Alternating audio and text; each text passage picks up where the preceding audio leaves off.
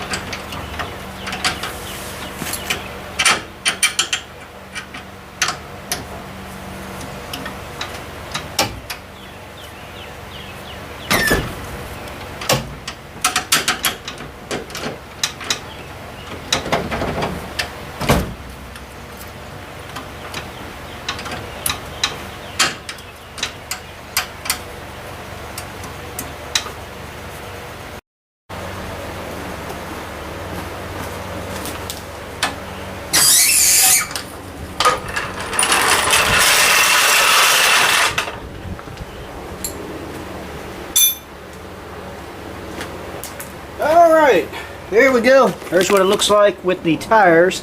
They're supposed to be on it. Looks a lot better, don't it? I think so. And there you go. They are 32-inch tall tires, 14.5-inch tread, I think. Been so long since I fooled with them. Another thing, I don't know if you can see it. I don't know how good the lighting is. I didn't mention when you... This with slicks, they have an arrow on them. That's the direction they're supposed to turn. Just thought I'd throw that in there. For those of you who are not sure or may question whether I did put them on the right way. But there you go. Put the big Firestone Phoenixes on there. My favorite slick. These are always the best working slicks for this car. I remember switching from Goodyears to these and picking up nearly 1/10 on this car. 1/10 of a second. So, and that's quite a bit. Just from different brands of tires.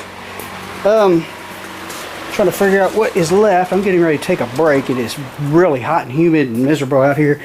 I need to fill it up with just clean water, flush it out a couple times. I'm not sure if I'm going to video all that. Basically just start it up, fill it up, start it up, let the water pump and fan run constantly, and just keep open the drain the bottom and keep flushing water through it. I need to change the oil, put new plugs in it, may video a little bit of that.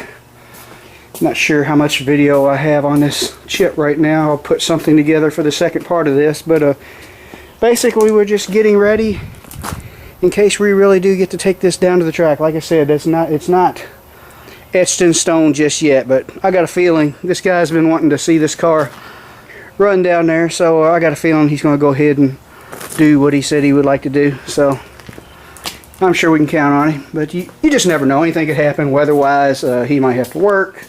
Family troubles, you never know. So I don't like to promise anything till it happens, because believe me, here lately, last few years, I haven't been able to predict anything. Always something interferes with what I want to do. But anyway, we'll take a break and we'll go ahead and do some more stuff to this.